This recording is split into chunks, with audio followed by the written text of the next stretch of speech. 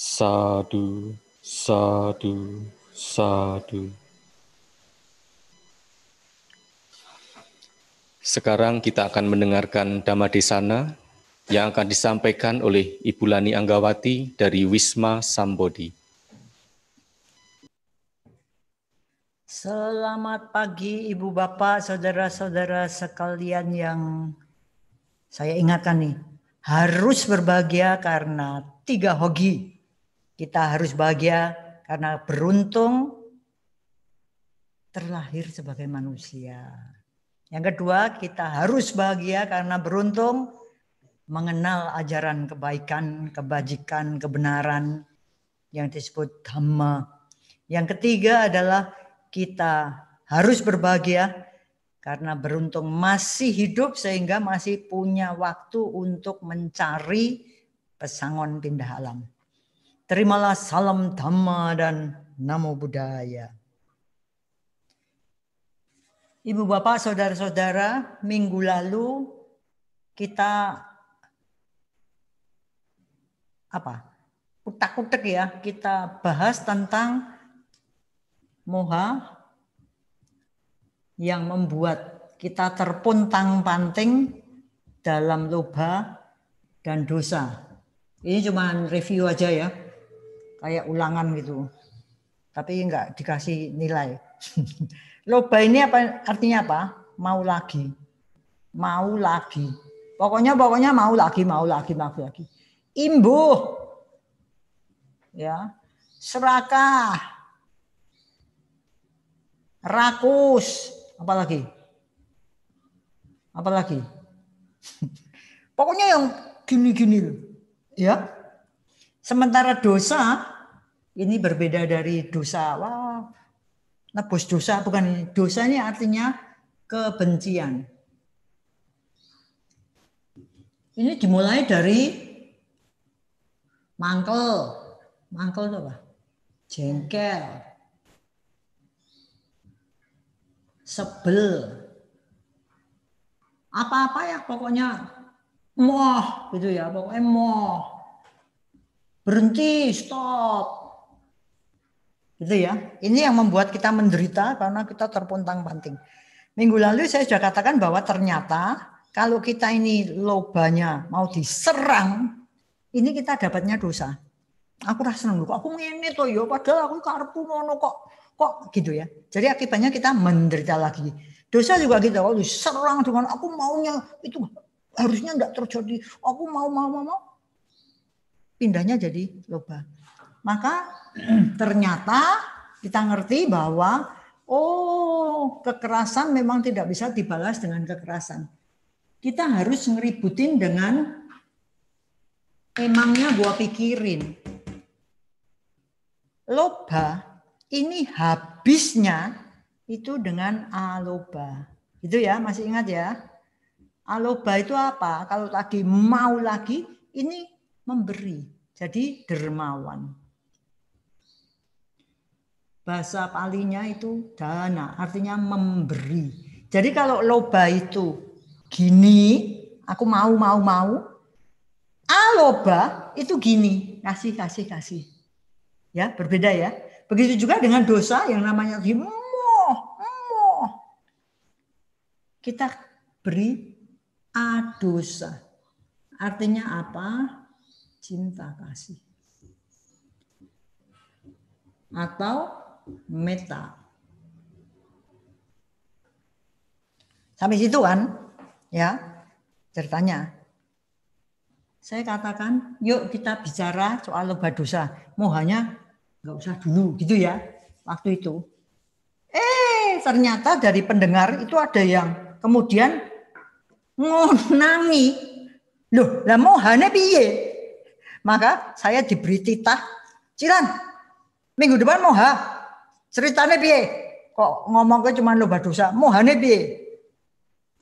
Makanya ya saya terpaksa nurutin gitu ya, karena ini orang ini mau belajar, itu sudah bagus. Maka hari ini kita ngomong tentang moha. Moha itu tadi kalau dilihat dari terjemahan ritualnya, bacaannya itu, moha ini kita katakan kegelapan batin. Namanya gelap, batinnya gelap, jadi pastinya nggak bisa melihat kebenaran. Kebodohan batin. Ada yang mengatakan apa? Ketidaktahuan. Namanya tidak tahu. Ada yang mengatakan delusi. Delusi itu artinya kayak sulapan tuh, khayal gitu. Tapi kita anggap sebagai kebenaran. Jadi anggapan bahwa sesuatu itu begitu, padahal tidak. Yang ada dianggap tidak ada, yang tidak ada bisa dianggap ada. Namanya juga delusi. Supaya bagi saya, supaya kita gampang, itu kalau tadi ada moha, loba, dan dosa, itu kalau saya akar penderitaan ini, saya terjemahkan jadi ini nafsu keserakahan, yang ini nafsu kebencian, yang ini nafsu ego. Biasanya saya katakan gitu ya, sehubungan dengan loba, dosa, moha. Tapi kalau kita ngomong soal moha, saya lebih suka ngomongnya moha itu sama dengan goblok. Supaya kita hafal. Jadi moha dalam lingkaran loba, dosa, moha, kalau saya pas menderita, saya ngerti pikiranku ini menderita itu, ya, kembali ke detached, tidak melekat. Kita seperti melihat sungai yang airnya mengalir, kui eneng apanya, kui ini pas jernih, kui ada apa? Kita berada di atas, maka selalu gampangnya melihat, aku kenapa tuh seperti ini. Saya selalu, aku tadi habis ketemu Nana tuh dulu keril, saya memberi dia modal kerja. Lah kok sekarang lebih sugih dari saya, lebih kaya dari saya. Meskipun saya ketemu Nana, saya ngomong, nah aku seneng kamu sukses. Tapi pikiran saya, ini ada penderitaan di pikiran. Kalau saya lihat tiga ini, saya mesti ngerti. Egoku kena. Atau saya ketemu Adi, loh sekarang motornya baru, kurang ajar. Ya, motorku kok enggak. Aku pengen lah seperti motornya Adi. Loba saya meningkat, saya mulai pikiran kacau.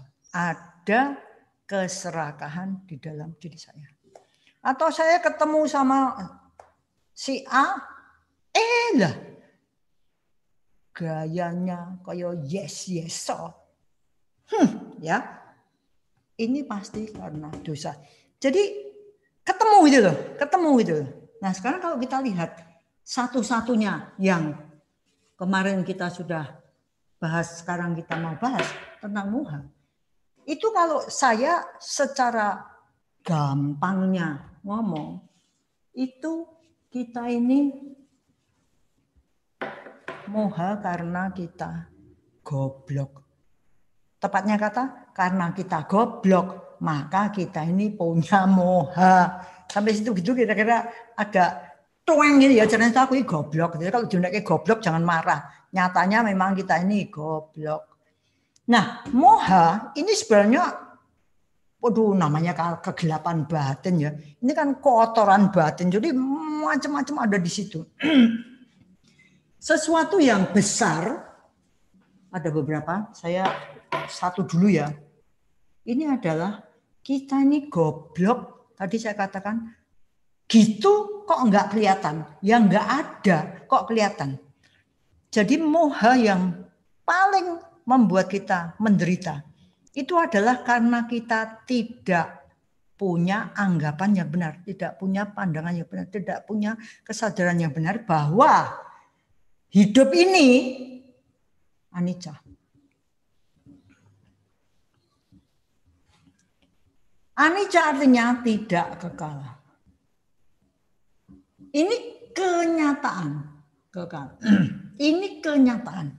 Tapi karena kita goblok, maka yang tidak kekal kita anggap kekal. Gobloknya benar ya.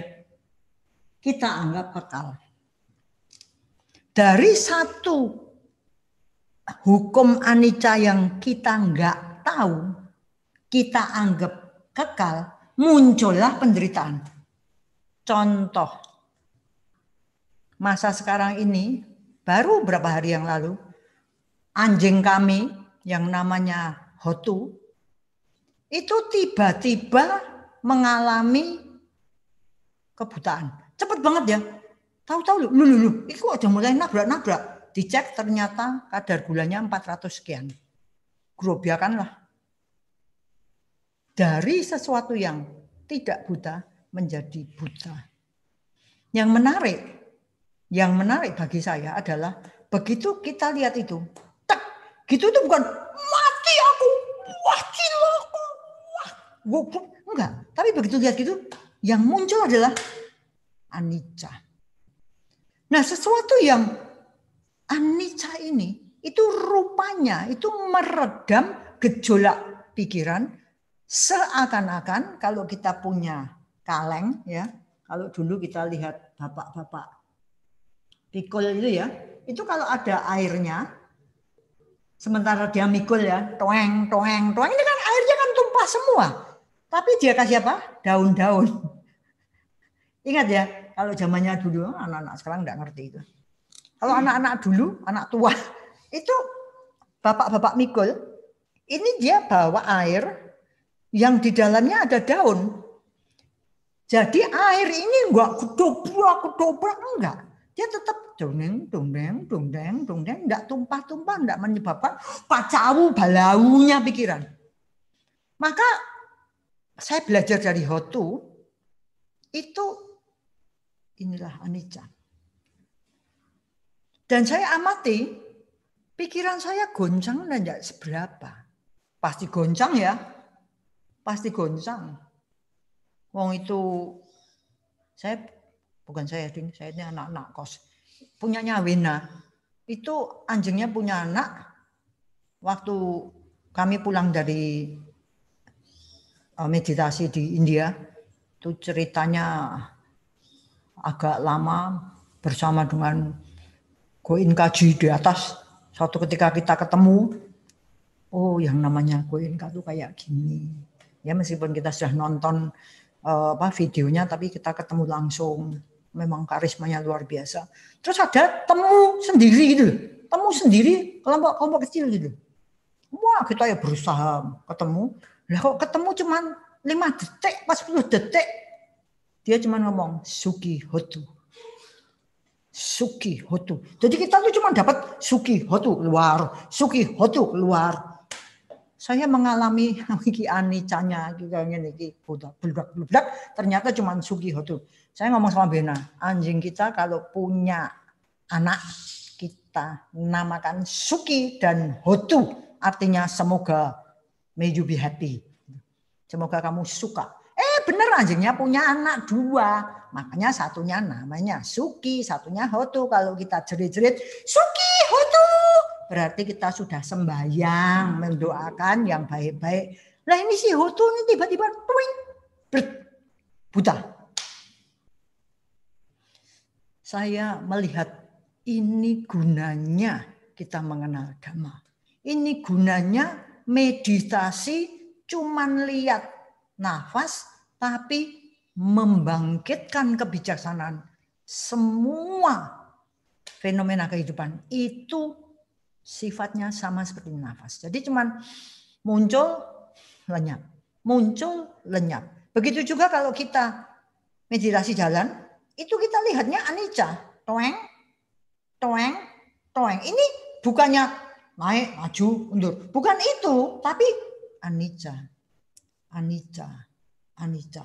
Makin kita anicca, anicca, anicca, anicca, anicca, anicca, anicca. Itu pikiran dibombardir dengan anicca, anicca, anicca sehingga suatu ketika itu pada waktu kondisi terjadi biasanya kita kacau balau karena kita sudah latihan anicca, anicca, anicca, maka pikiran itu jadi seperti ini.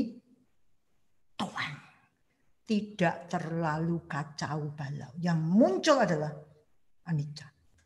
Bukan ciloko buta, waduh gitu, wah, bukan. Tapi aduh, anicca. Saya bisa katakan begitu karena saya pernah mengalami secara pribadi, makanya saya percaya banget bahwa meditasi itu kita harus tujuannya nembus anicca dukkha anatta. Apalagi sekarang sudah ada 10 Wisuddhimagga itu sampai yang nomor 10 yang diutak-utak itu anicca dukkha anatta. Jadi enggak main-main itu kita belajar tentang anicca itu enggak main-main karena efeknya luar biasa. Suatu ketika pernah habis meditasi, saya keluar disambut dengan berita luar biasa buruk. Saya ingat itu, makanya saya anggap wah ini memang anicca kelihatannya sepele enggak. Begitu keluar berita buruk, tomeng, saya amati pikiran, cuma ngomong tok, anicca. Udah.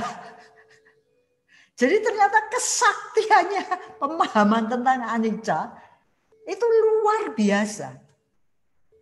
Meditasi apapun juga. Kita lagi kerja lihat, ya anicca. Saya senang bangun jadi mandor, karena apa? Saya lihat anicca, kemarin belum ada apa-apa. Sekarang sudah terjadi, dindingnya lumayan sudah ada. Tadinya masih kotor, disapu, diblow, apalagi sudah bersih. Anicca. Jadi kita latihan anicca itu sebenarnya untuk memang meredam gejolak pikiran yang tidak keruan-keruan. Anicca ini tidak kekal. Biasanya kita tidak mau melihat karena kita ini serakahnya maunya kekal. Sesuatu yang menyenangkan maunya tidak berubah. Kan gitu. Tidak kekal itu artinya apa? Berubah. Nah kita karena ya goblok itu, maka kita kalau pas seneng itu maunya kekal. Seneng terus. Jangan berubah, jangan berubah, jangan berubah. Selama-lamanya. Kenapa? Karena kita mau tadi masuk ke serakah. Oh ya enggak, Cilan. Wah aku tahu anicca tuh, aku maunya berubah-berubah gitu, aku udah mudeng. Ya kalau tidak menyenangkan. Kalau tidak menyenangkan, pikiran ngomong anicca, anicca, anicca. Segeralah berubah, segeralah tidak kekal. Karena apa? Karena aku tidak suka. Bener gak gitu? Kita terpontang-panting dari kembali menyenangkan, tidak menyenangkan. Yang suka, yang duka. Kalau suka maunya kekal, kalau duka, bener anicca, maunya. Itu sebabnya saya pikir penting bagi kita untuk merenungkan, melihat anicca dimanapun juga. Maka kalau kita merenungkan kewajaran yang memang ya wajar terjadi. Aku wajar mengalami usia tua. Aku belum berkuasa atas penuaan. Tambah tua, tambah tua, tambah tua. Kenapa? Ya memang ya setiap momen aku yang tambah tua. Aku nggak mau. Ya karemu nggak mau. Tapi nyatanya kita mengalami penuaan. Proses ini. Kalau kita nggak mau tua, nggak mau kelihatan tua, nggak mau jadi lebih tua, itu kan aneh. Sama saja dengan kita nggak mau anak-anak tumbuh. Jadi bayi terus sepanjang segala abad amin. Kan ya lucu gitu kan. Maka kita harus melihat, enggak, semua di alam ini termasuk materiku ini terus bertambah tua. Makanya kalau lihat Hotu, mata yang sudah dipakai selama 13 tahun lebih. Itu kalau orang sudah 91 ya, 1/7. Mata yang sudah dipakai 90 tahun lebih. Kalau tiba-tiba itu minta pensiun, ya wajar. Tapi karena aku nggak suka menimbulkan penderitaan, aku wajar menderita penyakit, menyandang penyakit. Aku belum bisa berkuasa atas penyakit. Pokoknya aku sehat 100%. Nggak bisa, wong dalam tubuh ini memang sarang penyakit yang namanya cacing aja berapa puluh ada di tubuh. Jadi ya kalau sakit ya wajar. Bukan berarti terus nggak usah diobati. Jangan lupa kehidupan ini sangat bermanfaat. Ya kalau kalau mati pindah alam di alam yang baik. Kalau pindah alam di alamnya hotu apa enggak serem. Aku wajar mengalami kematian. Aku belum berkuasa atas kematian. Wajar. Begitu kita kemana kita pergi? Kita berlari terus, nggak stop. Kita berlari terus kepada kematian. Yang wah gitu yang lain. Yang nungguin kita, yang nangis. Kitanya anteng, tentrem. Wajar. Ini kalau kita, ini semua kan anicca. Kalau ini sering kita renungkan, Segala milikku yang kucintai, yang menyenangkan, akan berubah. Akan terpisah dariku. Rusak. Lewat. Mati. Lewat. Pindah. Lewat. Terpisah dariku. Atau kalau itunya kelihatannya enggak berubah. Akunya yang berubah. Dulu menyenangkan setengah mati. Sekarang aku anggap enggak menyenangkan. Enggak. Kamu dulu tergila-gila kenapa? Enggak tahu. Jadi bukannya dia yang berubah mungkin. Sayanya yang berubah. Anicca juga. Hal-hal seperti gini kelihatannya sepele ya. Enggak loh. Itu luar biasa dalam. Makanya ajaran Buddha itu kalau dikatakan mau yang enteng, mau yang setengah berat, mau yang berat, mau yang shallow, dangkal, mau yang setengah dangkal, setengah dalam, mau yang dalam. Semuanya bersifat seperti air laut itu. Air laut mau seberapapun dalamnya, airnya kita rasanya tetap sama. The taste of liberation. Cita rasa pembebasan. Jadi kalau kita mudeng ini ya kita terbebas dari penderitaan-penderitaan yang gak karu-karuan ini banyaknya. Serem ya. Hotu. Ada lagi. Saya punya teman zaman SMP. Lama gak ketemu. Terakhir beritanya yang ketemu saya.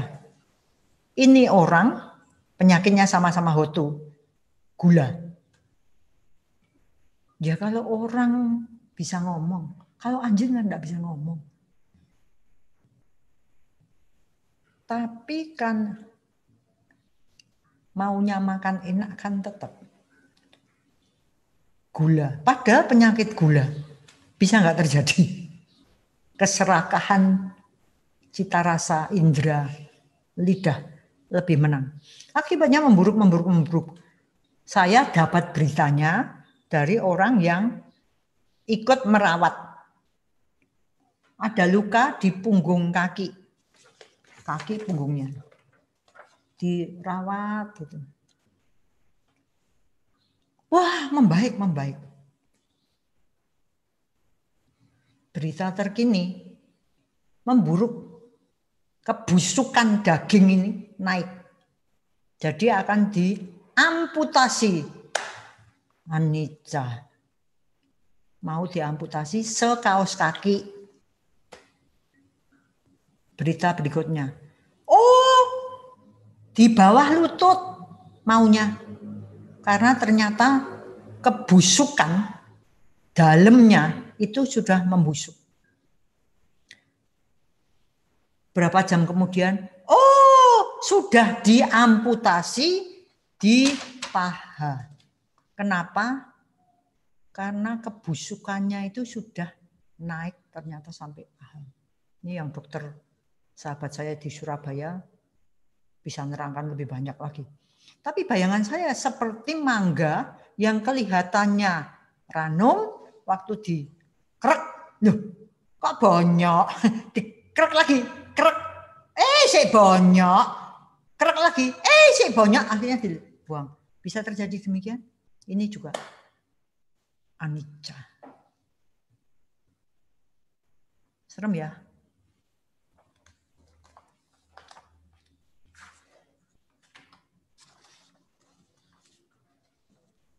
Di dalam upaya kita memahami anicca ini,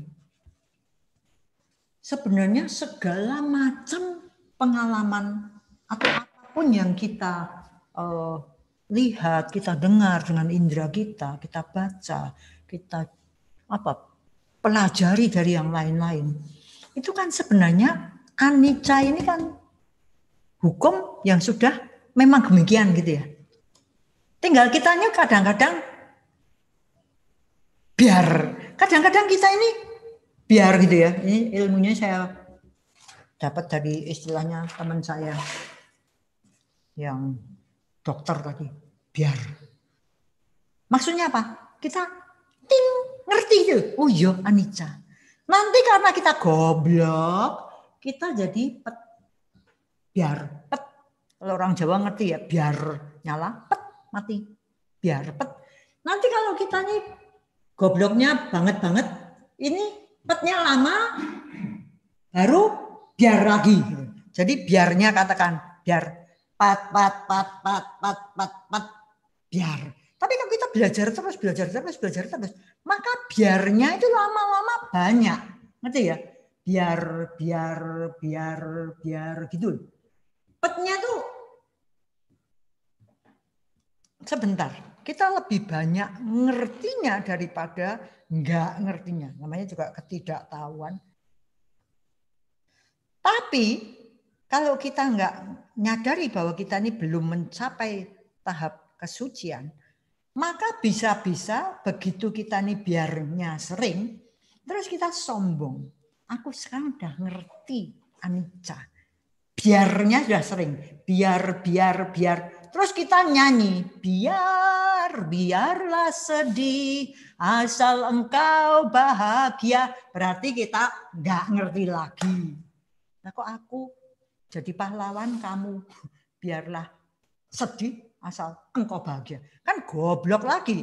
Harusnya bahagia gitu. Tapi rasanya aku pengen-pengen, aku biar sedih. Aku menderita nggak apa-apa, asalkan dikau bahagia. Tadi biar goblok lagi, jatuh lagi. Ya enggak apa-apa. Kita start again. Ini harus kita pahami karena kalau kita enggak ngerti, kita sepertinya ambruk pada waktu kondisi itu buruk. Maka kita harus memunculkan semangat untuk mulai lagi. Nah, beberapa minggu ini saya pakai alat peraga dari dapurnya Buena. Ya. Sekarang saya mau nostalgia waktu zamannya saya nambal ban itu ya, masang ruji gini. Dulu saya jadi kuli bengkel. Jadi ini saya mau pakai ini. Ada orang yang kembali goblok ya. Dia mengatakan bahwa hidup ini seperti roda. Jreng-jreng ini punyanya Adi ya. Ciat gitu. Toeng. Ada pandangan yang mengatakan gini, hidup ini seperti roda. Jadi kalau sudah di atas itu wolak-walik zaman ada di bawah. Di bawah, ojo khawatir, wolak-walik zaman dia di atas lagi. Benar ya? Ini ilmu ini saya peroleh waktu saya ada sebagai mahasiswa. Sehingga teman saya ini mengatakan, waduh, kalau aku ini sedang bahagia, ngekek-ngekek dan sebagainya, terus saya ingat ini, langsung dia ngomong, aduh, aku tak nangis dulu ya, tak nangis dulu. Gila enggak? Tapi ini pengalaman saya pribadi. Jadi, oh iya ya, pandangan salah itu bisa ngeri gitu. Apa yang di atas itu akan jadi di bawah. Apa ya begitu? Saya senang dengan Dhamma karena kan itu kebenarannya. Apa kebenarannya memang gitu sih? Dengan adanya pemahaman kita tentang hukum karma, bahwa apa yang kita tanam itu pula yang kita tuai, maka naik turunnya kehidupan memang bisa naik bisa turun. Tapi tidak hanya satu jalur, kalau naik kita pasti kemudian turun. Kalau sudah di bawah kita pasti kemudian naik. Apa iya? Kalau saya sukses pasti kemudian tidak sukses. Kalau saya tidak sukses pasti kemudian sukses. Apa iya? Kenyataan kita lihat ada orang sukses yang makin sukses. Ada orang sial yang makin sial. Maka saya ingin kita belajar supaya enggak masuk ke dalam moha yang berkepanjangan, yaitu goblok tadi, dengan melihat sebenarnya hidup ini supaya kita meningkat, supaya kita makin bahagia, itu harus gimana? Ilustrasinya macam apa? Nah, coba kita lihat ya. Ini diturunin dulu. Ya. Jadi seperti yang kita lihat, yang namanya sukses bisa loh kita tambah sukses. Tapi yang namanya sukses bisa loh kita bangkrut. Begitu juga dengan orang yang sudah sial, bisa loh tambah sial. Gitu ya. Supaya kita ingat, ini terima kasih pada bengkel yang dulu saya kalau kulaan ke sana tuh. Ini kemarin saya datang, saya keliling-keliling, aku pinjem ya. Nah ini Adi ini yang nantinya akan menggantikan saya. Ini dia muncul dulu. Kalau seandainya ini ciat ini ya pakai pahlawan. Kalau seandainya kita ini dalam posisi tadinya misalnya gini ya kerjanya, kita meningkat ya ini jadi sukses nih, jadi kaya nih, jadi promosi lah. Ini kita jangan mengharap pasti aku akan turun, enggak. Kita pakai satu lagi roda lain yang meskipun kelihatannya kita dari bawah, tapi kita akan bisa naik ke atas. Begitu kita sampai ke atas adanya perubahan, ya enggak apa-apa. Ini kita bisa naik lagi. Naik lagi, naik lagi. Jadi kalau ibaratnya tadinya di bawah sini, itu biar kamu sampai. Ini pakai apa namanya? Pakai kesalahan karena goblokin tadi ya. Latihannya udah dari tadi malam. Jadi nah, yang tadinya dari sini, dari misalnya kita mau sukses, kita bisa naik dan bisa berada di sini. Gitu ya. Bisa paham. Jadi yang sukses tambah sukses, mungkin enggak? Mungkin banget. Begitu juga yang sial, bisa enggak tambah sial? Oh, bisa banget. Sebagai contoh, wah ini yang tinggi dulu ya. Tinggi dulu, kita berada di bawah ini ya. Terus, wah nanti aku bakalan sukses. Belum tentu. Karena apa? Bisa-bisa ini saya pindahnya ini berada di yang turun. Yang turun nanti pindahnya lebih turun lagi. Bisa enggak? Jadi yang tadinya tinggi lama-lama makin turun.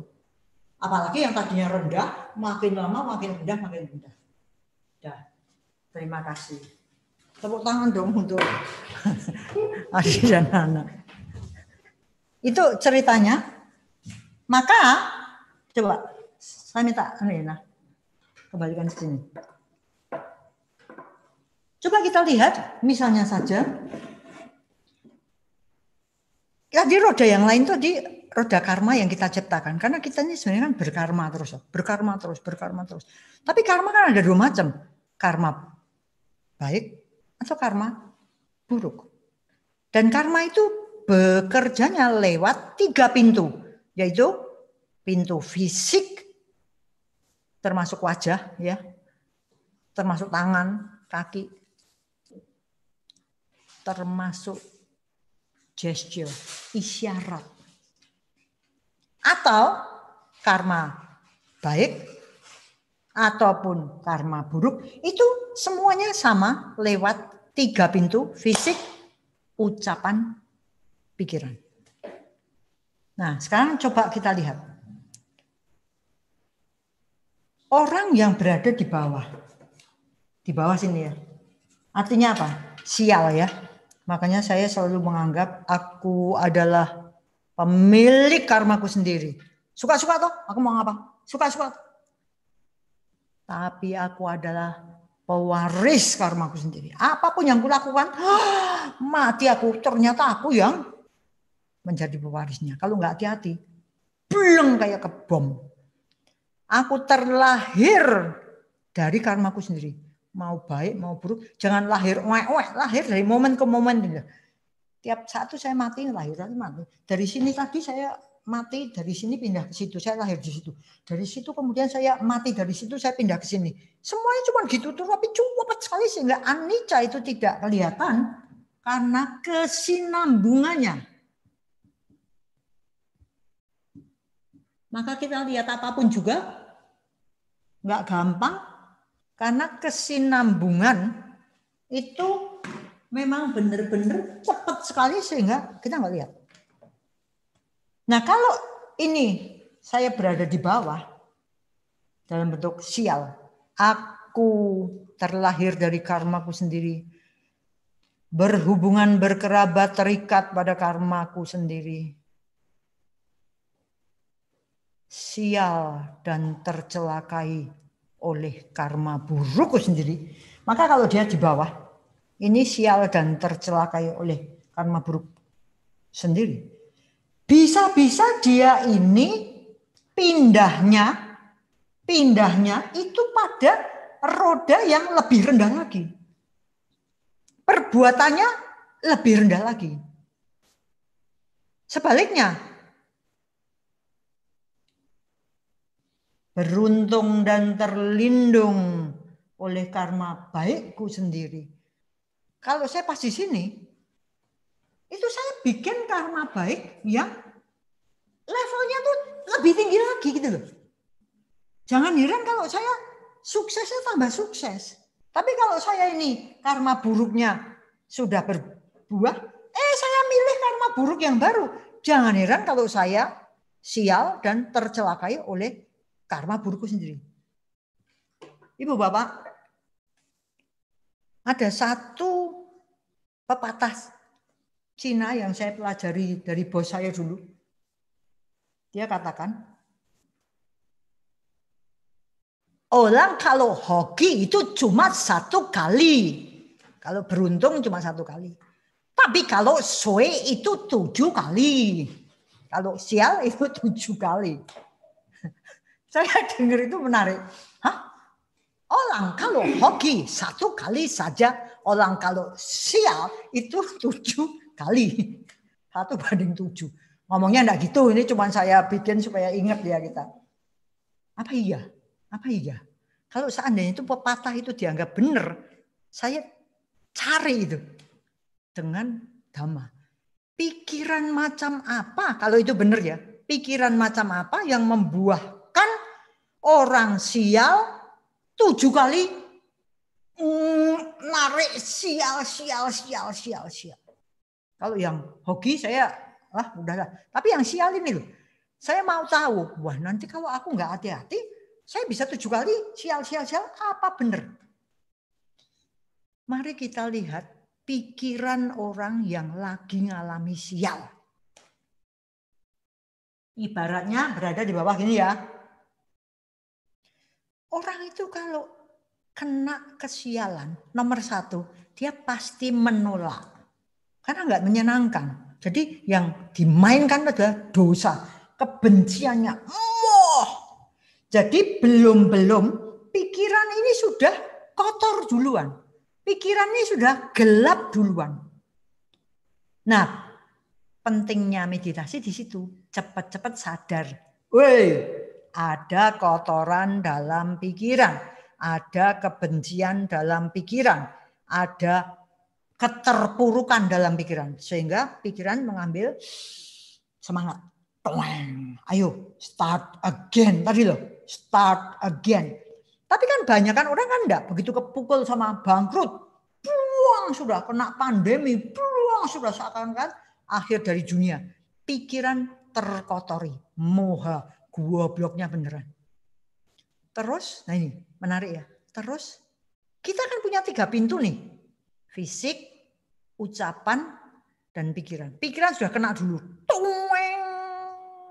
Kita terkapar dan menggelepar di dalam keterpurukan misalnya. Terus gimana? Fisik kita main dalam roda yang di bawah itu. Contoh, wajah saya seperti petir. Jurus yang saya pakai senggol bacok. Apa?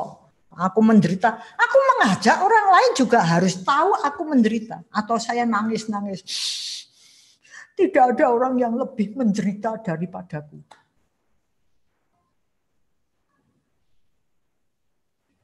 Itu baru fisik loh itu. Terus gimana? Jalan saya juga jalannya orang nggak makan 1 bulan. Atau saya bisa marah. Saya buang semuanya. Orang datang, buak. Jadi sudah banyak karma buruk yang kita lakukan. Padahal kita ini sebenarnya butuh kebaikan. Tapi enggak. Karena kita goblok, kita milih roda yang berada makin ke bawah, makin ke bawah, makin ke bawah. Ucapan lebih lagi. Karena saya menderita, pikiran saya ini gelap. Ucapan yang diucapkan itu bukan ucapan yang enak. Lagi ada orang ngajak ngomong, ngapa? Nyatek ya, menggigit ya. Apalagi kalau dicampur dengan kesombongan. Seluruh dunia harus tahu bahwa yang di Pertuan Agung lagi tidak bersenang hati. Ya, ucapan nggak karuan. Ini semakin lagi. Karma buruk berapa banyak yang kita lakukan untuk ilmu jari ini. Kenapa banyak orang sekarang makin menderita? Karena apa? Ya tadi kembali, karena kita goblok, kalau kita masukkan dalam nafsu ego, itu yang aneh-aneh terjadi loh. Sudah saya ini penghasilan berkurang, gitu. Bukannya ngirit, tapi harus menunjukkan bahwa I'm okay. Jadi tetap aja makan ya. Kan biasanya kan dijebret, gitu. Jebret. Terus berbagi. Saya kok sebel omongan kayak gitu. Kalau berbagi itu bukan berbagi jebret. Berbagi itu ya lawuhnya itu waktu dikirim ke saya. Rawon. Emangnya aku mbok kayak gambar rawon ini seneng kok terus aku laparku hilang. Konyol-konyolnya banyak. Untuk mempertahankan nafsu ego. Mempertahankan nafsu keserakan. Nafsu kebencian. Makanya moha itu aduh besar sekali ya.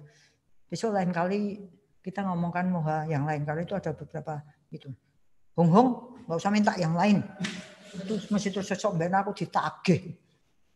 Jadi begitu kita berada di bawah, kondisi untuk membuat kita ke bawah lagi, tambah nelengsep sampai hancur-hancuran, itu karena kita salah menentukan roda yang lain itu. Roda sekarang ya udah mau apa. Tapi kita masang roda itu kan harus pinter. Pasanglah roda di atas. Supaya, coba, nah, supaya apa? Meskipun kita ini beradanya di bawah,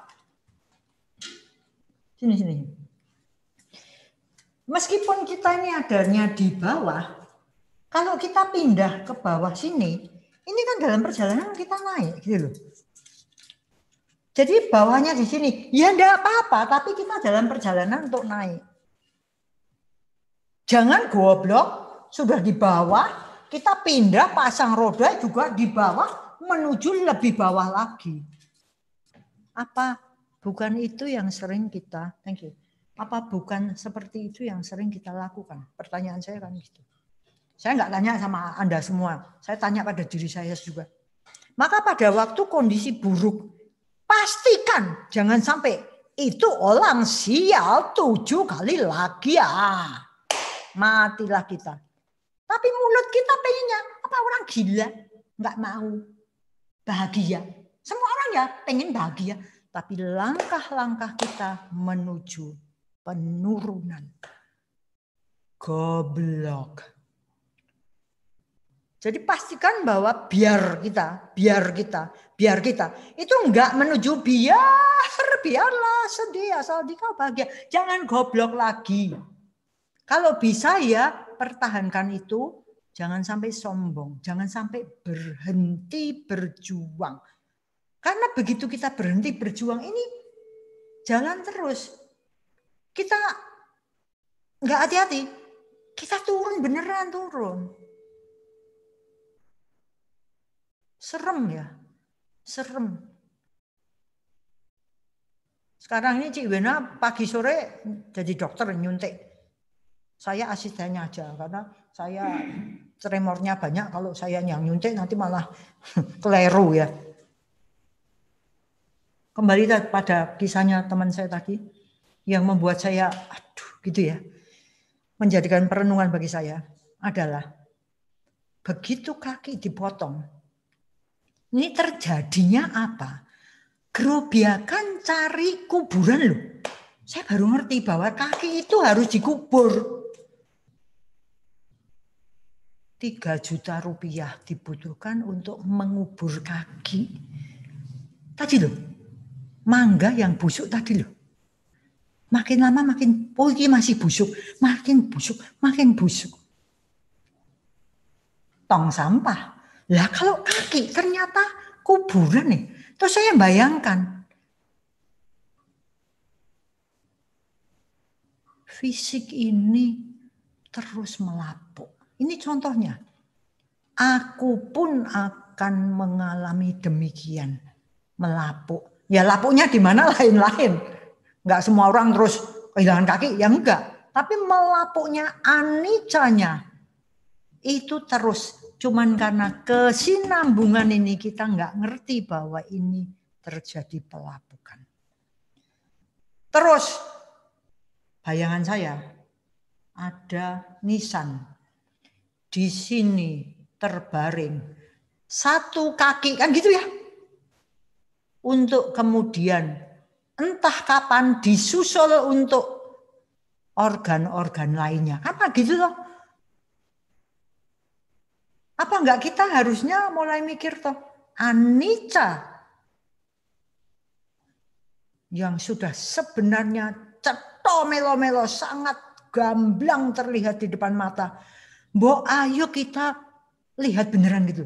Supaya biar jangan gelap terus gitu. Kadang-kadang ya ada terangnya sedikit dan makin lama makin terang. Apapun yang kita lakukan itu lihat anicanya. Lihat anicanya. Bukan kesengsem sama nikmat. Bukan. Anicanya ini pun berubah. Ini pun berubah. Jadi gimana? Sedih? Enggak. Justru hukum anicca ini membuat kita ini mantap. Karena apa? Semua berubah. Bisa berarti kalau pas kita berada di bawah, ini pun bisa berubah ke atas. Kalau kita berada di atas, jangan sombong karena kita pasti jatuh. Tapi jangan was-was. Kenapa? Karena kita bisa lebih ke atas lagi. Mantap. Yang harus kita lakukan apa? Rodanya tadi loh. Rodanya dipasang di mana? Dimanapun kita sekarang berada, enggak apa-apa. Itulah kenyataan pada Momen ini. Tapi kan kita bisa masang lagi roda di karma baik yang baru. Fisik, sregep, rajin. Betul enggak? Mandi pagi. Wajah senyum. Enggak merusak. Ucapan yang enak, penuh semangat. Pikiran semoga semua makhluk bahagia, semoga semua makhluk bahagia, termasuk aku. Inilah yang harus dilakukan oleh mereka yang pantas. Yang tangkas melakukan kebaikan, hal-hal yang berguna. Apa? Nomor 1 apa? Mampu. Berarti apa? Ayo kita berjuang meningkatkan kemampuan loh. Memiliki pengetahuan dan keterampilan. Terus terlatih baik dalam tata susila. Menuntun diri, memaksa diri. Kalau saya istilahnya bukan menuntun diri, membimbing diri. Saya istilahnya memaksa diri. Karena kecenderungan untuk malas itu kan besar. Jadi paksa diri. Aku nggak suka, aku nggak nyuruh kamu suka. Paksa diri. Ibaratnya minum obat. Aku nggak suka obat, nggak suruh kamu suka obat. Nanti obat panusan kamu ambil semua. Minum obat.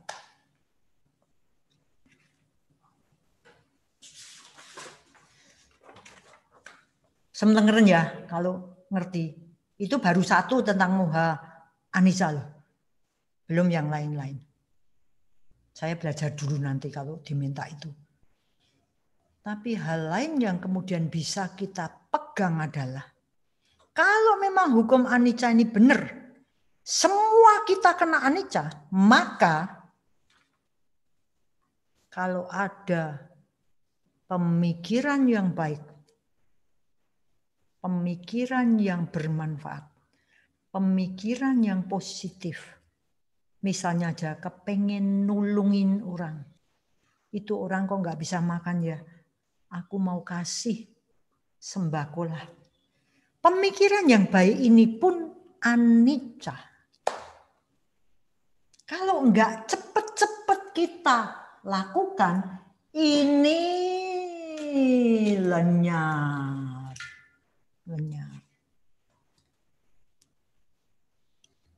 Jadi cepatlah kita harus melakukan. Kenapa? Karena itu tadi, kita ini masih gobloknya masih banyak. Saya mau ngasih sembako nih. Mestinya ya banyak orang yang ngasih lah. Jadi nggak jadi. Karena terhalang oleh tadi loba dosa, keserakahan. Aku nggak mau kehilangan. Aku nggak mau punyaku berkurang. Jadi memang pelit. Jadi memang rasanya kurang terus. Sebaliknya, hukum anicca ini kalau kita tahu, kita bisa nge-trick pikiran untuk taruh karma, roda karma ini taruh di atas. Caranya gimana? Kalau pas pikiran ini buruk, pikiran ini negatif, pikiran ini sebenarnya tidak membuat manfaat, maka jangan dilakukan. Tunggu sampai dia lenyap.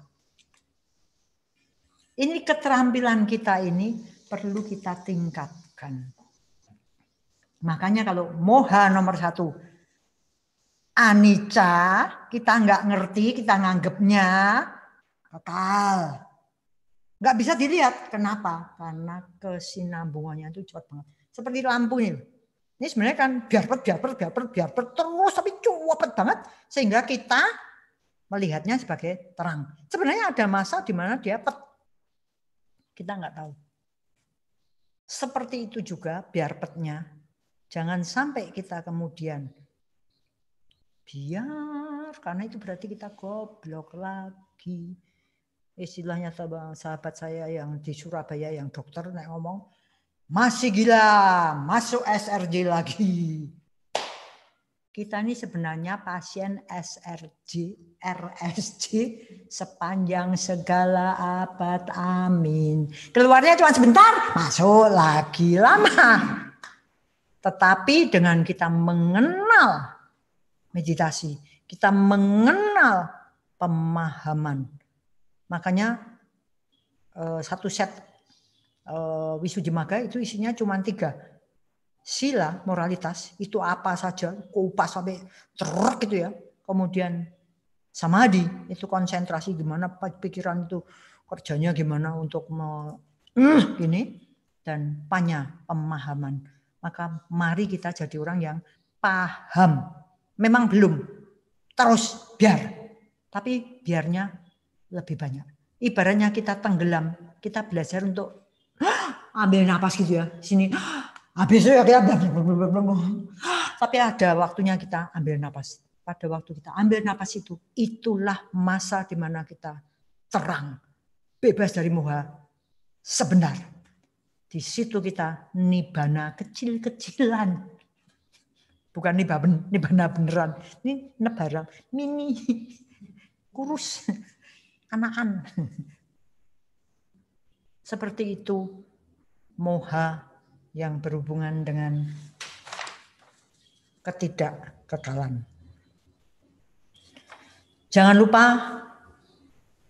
naruh roda di mana itu berada di tangan kita. Jangan ngeributi, saya taruh di sana. Sama dengan kalau aku lapar, ya kamu makanlah. Salah. Kalau kamu lapar, aku yang menawarkan mau. Aku tak makan supaya kamu kenyang. Kamu sakit ya, aku tak minum obat supaya kamu sembuh. Salah. Kalau saya yang sakit, kamu yang minum obat supaya aku sembuh. Ya enggak bisa. Kita kan maunya enaknya. Enggak bisa. Ajaran Sang Buddha jelas-jelas untuk kita praktekkan. Satu PR kita tentang anicca seperti itu. Nah, tadi saya katakan waktu lahir itu kita sudah berlari terus ke kematian. Wajar. Bukan berarti terus kita harus ya sudah melemprek. Ya gobloknya lagi-lagi. Goblok lagi. Jangan, kita tetap berjuang. Karena apa? Kesempatan untuk mengatur roda ini bisa kita lakukan dengan baik kalau kita sehat fisik, sehat mental. Tetapi secara fisik kita mau tidak mau kita tetap hancur. Karena itu saya mau tutup ini dengan satu syair ya. Pokoknya saya tiru-tiru Endang dengan cerita-cerita dongeng menarik, saya dengan syair-syair. Ini menceritakan penuaan. Silakan cari di Wisuddhimagga. Dengan kelunglayan di setiap anggota badan. Tua ya soalnya. Dengan berkurangnya setiap kemampuan. Dengan lenyapnya kemudaan. Dengan meredupnya ingatan dan akal. Terima aja Pak, Bapak, Ibu, Saudara-saudara, itulah ciri-ciri ketuaan. Nggak usah berontak, nggak usah menimbulkan kotoran. Dengan kekuatan yang kini terkuras oleh kerusakan, di sini rusak jana rusak ya. Dengan tumbuhnya ketidakmenarikan bagi istri dan keluarga. Jadi yang tadi yang ganteng, saya jatuh cinta karena gantengnya kayak bintang film, menjadi tidak menarik lagi. Ini untuk laki-laki, tapi sama juga dengan perempuan. Dan kemudian dengan datangnya pikun, harap maklum.